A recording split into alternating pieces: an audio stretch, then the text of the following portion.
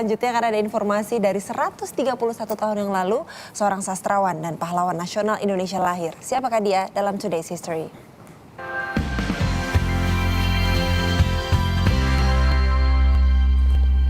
Juli 1883, Abdul Muiz lahir di Sungai Puar, Agam, Sumatera Barat.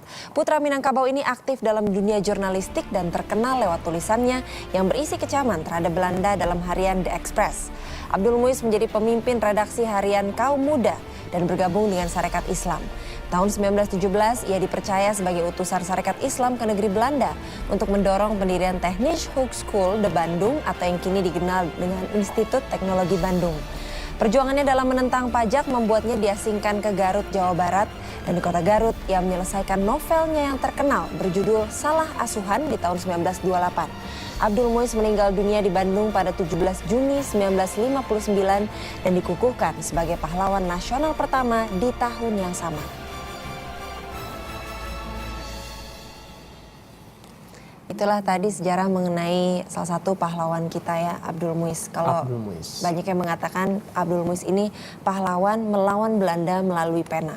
Betul. Karena kemampuannya menulis. Betul, dan juga bisa dilihat dari perjuangannya dia bagaimana seorang wartawan atau seorang jurnalis gitu ya bisa mempengaruhi masyarakat dan pemikiran masyarakat saat itu gitu kan. Dan ini juga adalah satu tanggung jawab yang saya rasa sih sebagai juga jurnalis gitu harus dimiliki oleh setiap media ya kan. Betul. Harus tahu pengaruhnya kepada masyarakat itu seperti apa gitu. Makanya kalau misalnya ditunggangi hati-hati ya kan. Kalau misalnya sekarang juga masyarakat juga harus tahu kalau mengambil informasi itu kepentingannya seperti apa. Dan ini gitu, memang kalau berbicara soal yang novel karyanya tadi itu Salah Asuhan, ini terbitan pertamanya.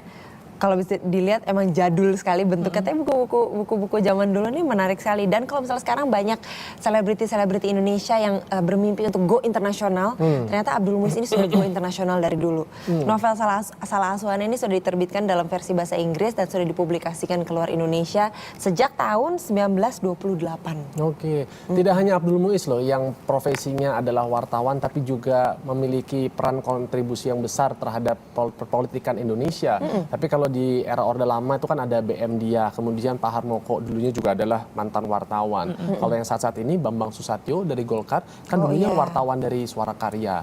Kemudian ada Effendi Hoiri, terus juga siapa lagi ya? Saya punya datanya.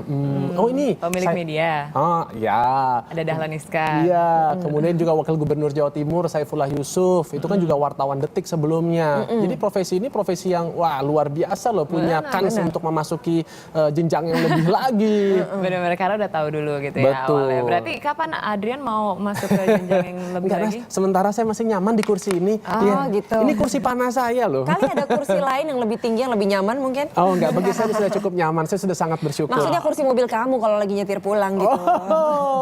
Kamu ajak saya kemana memang kalau misalnya naik mobil? Nggak kemana-mana, macet tadi kata Amanda. Ya udah gimana kalau ngajak ke museum? Kan banyak tempat-tempat